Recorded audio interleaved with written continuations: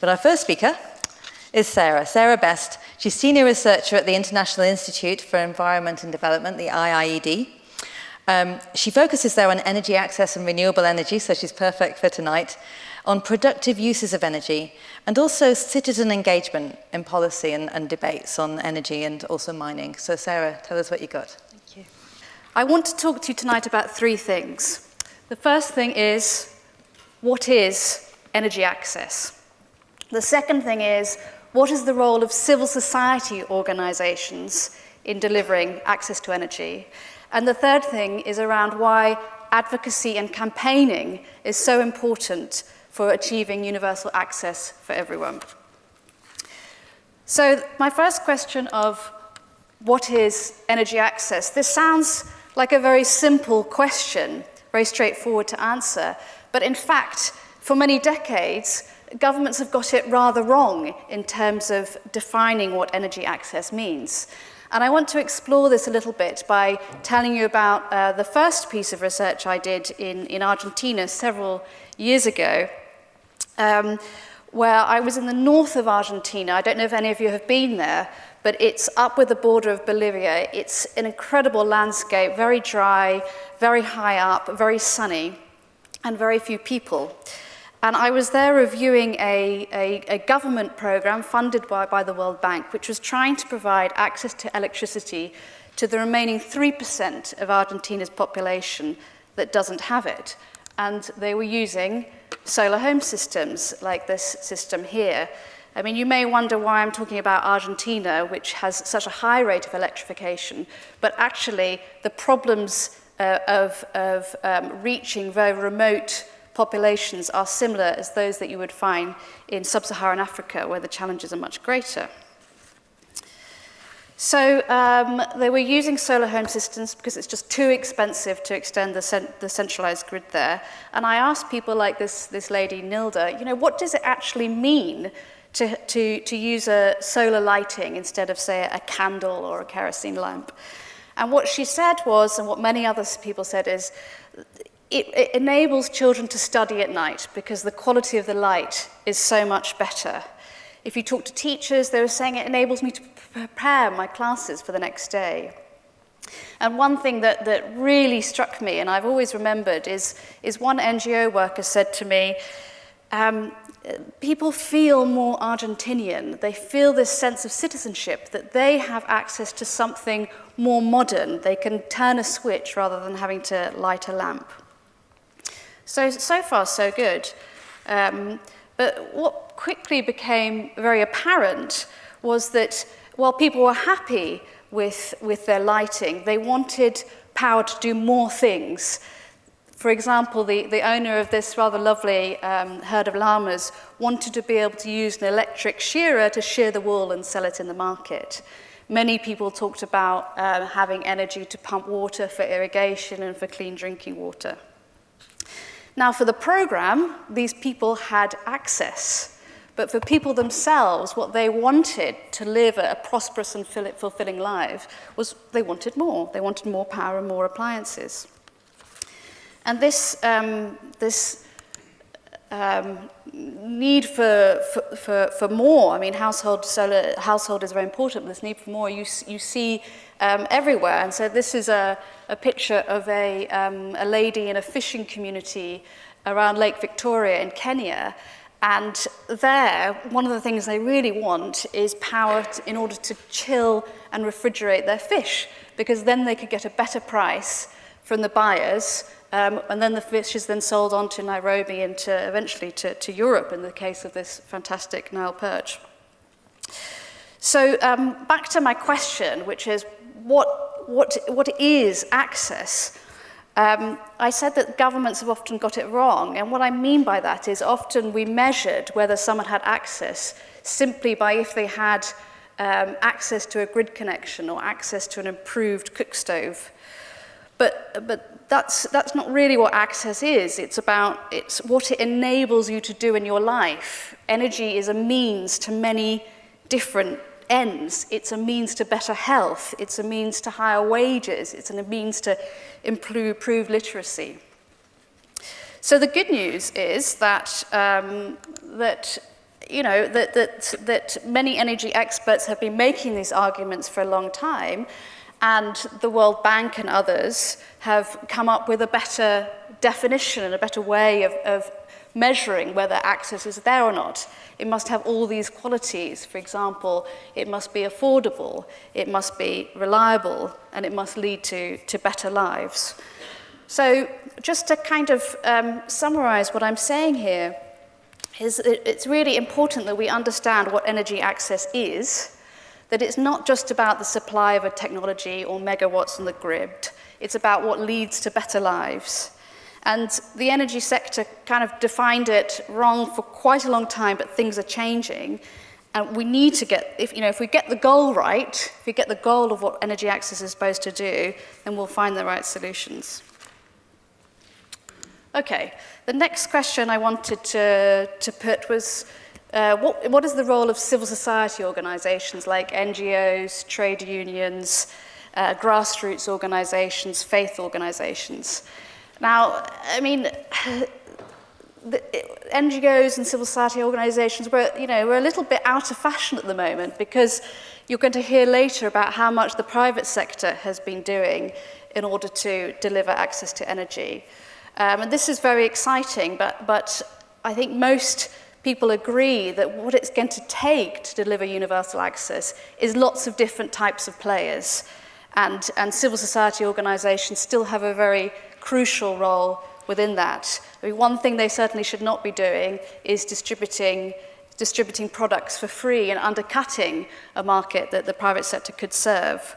But nevertheless, they do play, and in our research we find this, a very critical role. So what is it that they're good at?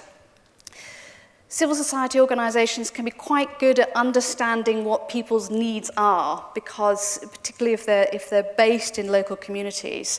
So if you're introducing a new technology that people have not seen before, then they can play a very important bridging role to raise awareness around that and help ensure that the technology is tailored to the context. Or if you need to negotiate buying a piece of land to put in a wind farm or a hydro plant, then those organizations play a very crucial bridging role. I think the second thing that they have is expertise. So the energy sector knows a lot about energy, but not so much about women's rights, around health, around agriculture. So if you're trying to find a solution, for example, for irrigation, then it's good to work with organizations that have a knowledge about agriculture and agricultural value chains. A third thing I think that civil society organizations are quite good at is because they have this social mission and they're driven by wanting to see poverty reduction, is that sometimes they can experiment and take risks that the private sector could not do on its own because it's too much of a risk for them. So I'm going to give you a very concrete example. This is from Tanzania, where myself and my colleague have been doing some research. And it's in the Southern Highlands. And on the left, you see a milling machine. And on the right, you see a milling machine, together with grain stores and an animal feed factory. Now, what is the difference between these two places? They're only an hour and a half apart. As you can see, as I'll tell you, on the left, this is a village that is awaiting electrification. It's coming very soon. And on the right, you have a town that has been electrified for about 25 years. And the beginning of this story was with an Italian NGO called Cefa that was operating in Mtembwe, which is the town on the right. And they established a mini hydro plant, which is still operating today. And what is so special about this case, which is quite well known amongst mini-grid developers in Tanzania, is that the NGO, as well as building the hydro plant, they also set up businesses. So they set up an egg incubation business. They set up an animal feed factory. So they were able to kind of create this transformative economic development process alongside providing the power. And it's had a really extraordinary impact on food security, for example, because people started rearing chickens from the egg incubator. So this is quite a good example, I think, of where an NGO was somewhere where the private sector and the state utility wouldn't have touched because people were just too poor and it looked too risky. They have now exited. They established a community utility, and the NGO has now exited. So I think that's quite a good example of where an NGO was able to understand community needs, it was able to bring its knowledge, and it was able to take on some risks. Now, you may say this is one project. You know, how do we get to scale? Can CSOs ever be involved in delivering results at scale? Some of you may be familiar with IDCOL. This is one of the most famous examples in the world of rapid solar household system scale-up. And it is a government-initiated financing structure that has, over the space of 10 years, this is, mind you, before prices started to fall so much, they've managed to sell and maintain around 4 million solar home systems, and they're going to reach 6 million shortly. And the key feature of this program is that they involve a mixture of NGOs, microfinance institutions, and enterprises in selling and maintaining these systems in the community. So, to summarize, all I want to say here is that in terms of delivering energy access, it's going to be a real range of players, including civil society organizations. So the challenge for funders and the challenge for policymakers is to understand where is it that the market can reach on its own, and where do you need to bring in other players. Okay, just to my final point, I want to talk about the role of advocacy and campaigning. Now, we have this new Sustainable Development Goal on energy, and this is a huge step forward for the sector. Now, the question comes, we have this goal, how do you ensure that governments honour those commitments? How do you ensure that they make the right choices about how they go about delivering access to energy? And there are some very, very difficult decisions that governments have to make.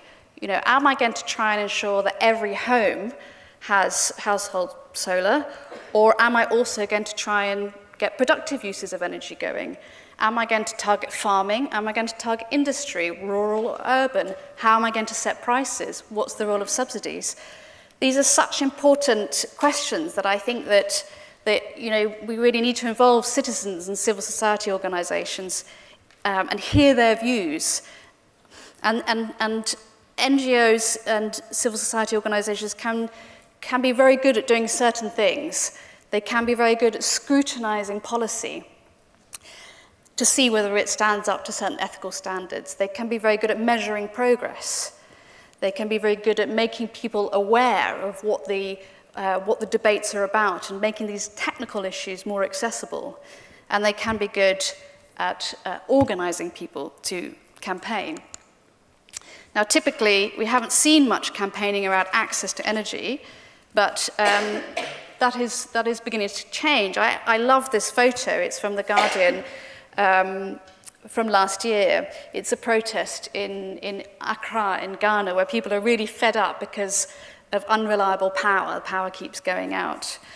And so, you know, you do see these kind of grassroots protests, and maybe we will see more of those because some countries are really facing problems of unreliable power.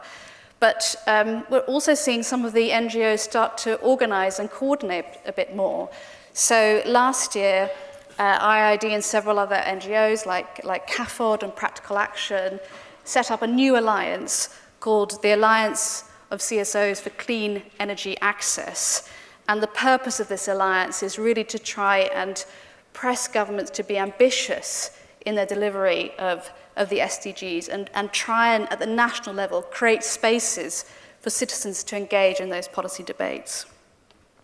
So I think a measure of the success of the SDGs is whether by 2030 we see the same kind of campaigning around access to energy that we see on HIV, AIDS, women's rights, and education. So let me just conclude by saying that access to energy is not just about the supply of technology, but it's an enabler for better lives. And so policies and targets must reflect that. That many organizations are going to have a role in delivering, including the private sector, including the public sector and civil society organizations. That these goals and aspirations we have are fantastic, but they're not enough on our own. So we really need campaigning and citizen involvement to ensure that governments make the right decisions in the interest of everyone. Thank you.